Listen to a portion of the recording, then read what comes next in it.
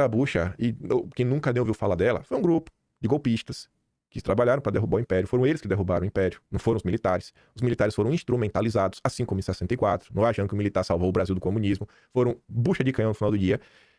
64 você deveria chamar de, sei lá, revolução ou golpe, mas militar empresarial transnacional. Não só foram os militares que atuaram, mas não foram mesmo.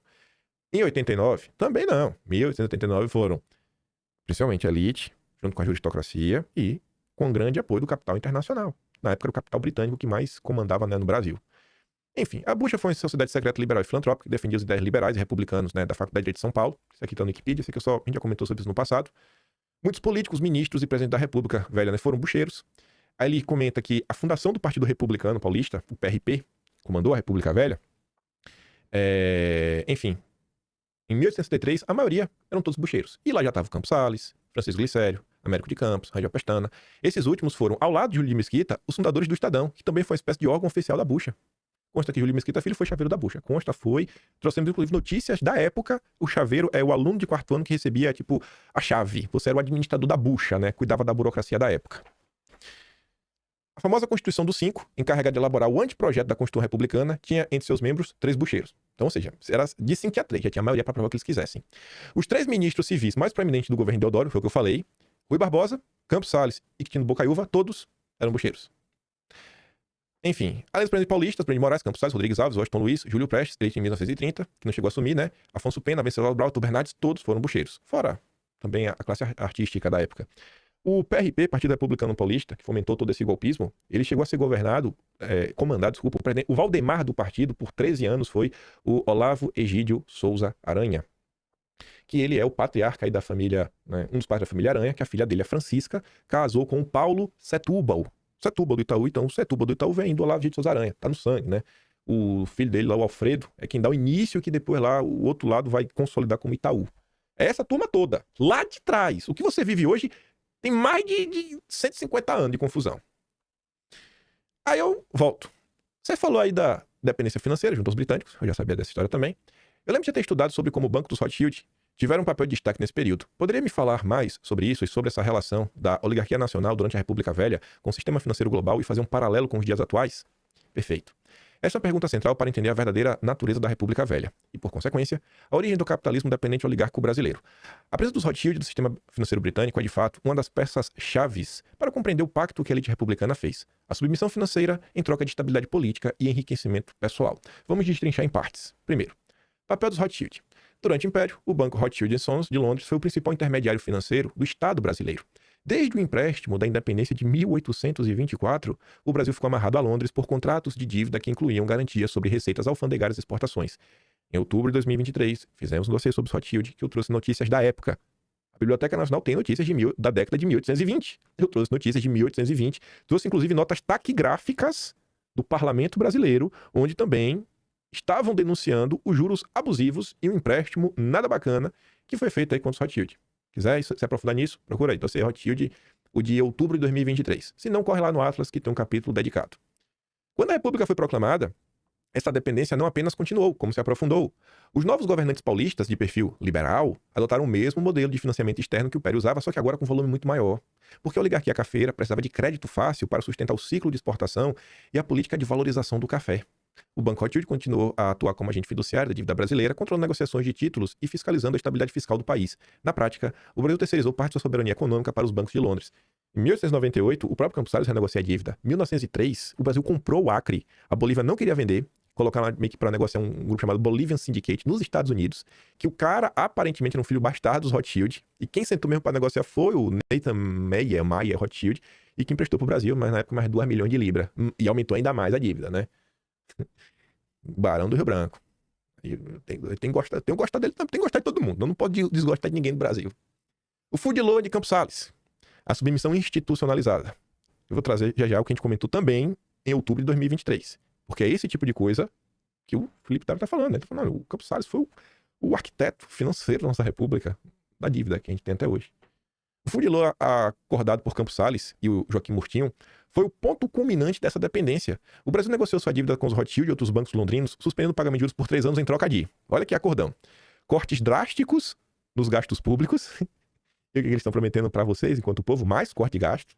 Que agora o preço vai dar certo. Ele vai tirar ainda mais do pouco que você tem para agora dar certo.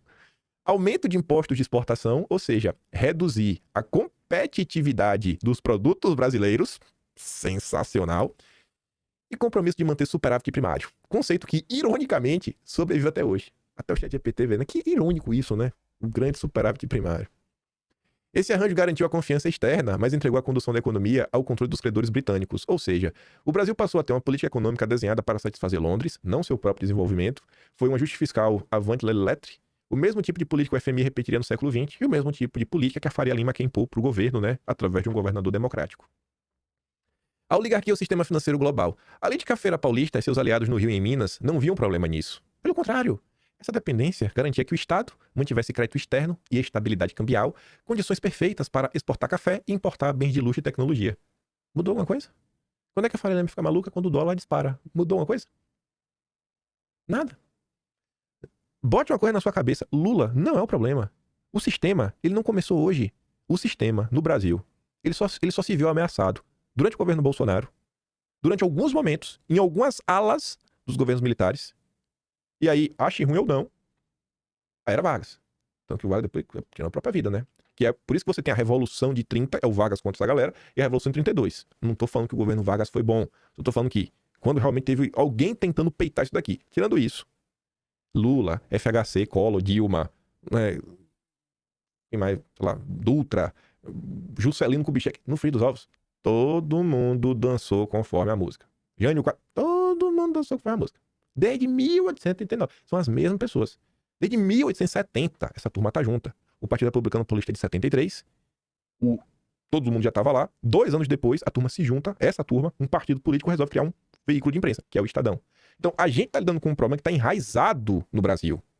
A República é o verdadeiro golpe. A gente tá preso nesse golpe. E não consegue sair dele. E eles querem agora, através de mais um golpe, tira Bolsonaro da eleição, criminaliza a direita bolsonarista, para mais uma vez tentar colocar como opção ou os adestrados da esquerda ou os candidatos golpistas puro sangue, né, que é a turma do Centrão. Mais uma vez é o sistema tentando se reerguer. Enfim. Enquanto a população vivia sob a miséria e coronelismo, o que o povo vive hoje, a oligarquia desfrutava de renda gerada por um sistema econômico montado para servir aos credores internacionais, o Estado funcionava como intermediário, cobrava impostos e exportações, pagava juros e garantia o fluxo de capital estrangeiro. Mudou nada. Esse é o berço do que o Florestan Fernandes chamaria décadas depois de burguesia dependente. Uma elite que enriquece dentro do sistema global, mas nunca busca autonomia nacional. Aí eu, como tinha pedido fazer uma comparação com os dias atuais, tá ali, ó. Se você observar bem, o padrão é o mesmo, apenas com novos atores e novas justificativas, comparando a Sexta República, que é o Brasil contemporâneo, com a República Velha, a Primeira República. Lá atrás você tinha Rothschild e bancos britânicos como principais credores. No momento atual, você tem FMI, Banco Mundial e, principalmente, os fundos de investimento globais. A BlackRock, a famosa BlackRock. Mudou nomes. São as mesmas pessoas. Não que os Rothschild saíram de moda, né? O Ratinho Júnior contratou os Rothschild de uma forma meio estranha. Foi alvo aí de contestação judicial, né? Falam que ele não fez a licitação como deveria fazer. Os Rothschild ajudaram a precificar a venda da Vale.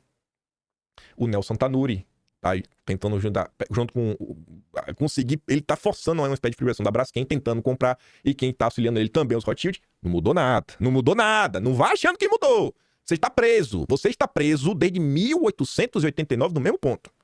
Lá atrás, empresários atrelados à austeridade superávit fiscal, agora, meta de inflação, teto de gastos, né, imposto como dogma de responsabilidade fiscal. Não mudou nada. Campos Salles e Joaquim Murtinho como tecnocratas da dependência. Atualmente você tem Meirelles, Campos Neto e outros liberais de confiança do mercado. Não mudou nada. Lá atrás, Estado voltado à exportação de produtos primários. Mudou nada, são os commodities. O agroexportador, né? Estado voltado à exportação de commodities e juros altos para satisfazer rentistas. Lá atrás, burguesia agroexportadora e bacharelesca. Atualmente, burguesia financeira, tecnocrática, globalizada, globalista. É a mesma porcaria.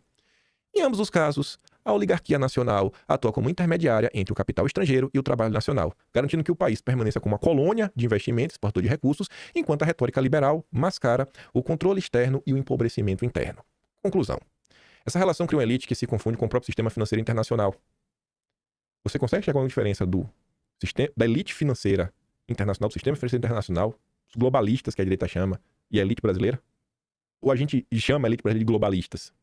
Hoje, muitos herdeiros simbólicos dessa oligarquia, grupos empresariais, banqueiros, tecnocratas, juristas de prestígio, reproduzem o mesmo discurso dos civilizados republicanos de 1900. Falam em eficiência, em ordem e mercado, mas no final do dia, eles defendem uma estrutura que mantém o Brasil subordinado e desigual. Por isso, há uma linha direta de continuidade. Rothschilds, o Fundo de Loan, Tecnocracia Paulista, FMI, globalização financeira, mercado confiante. O nome muda, o banco muda, mas o mecanismo é o mesmo. A troca de soberania por crédito e status. Enquanto isso, o povo continua fora do pacto.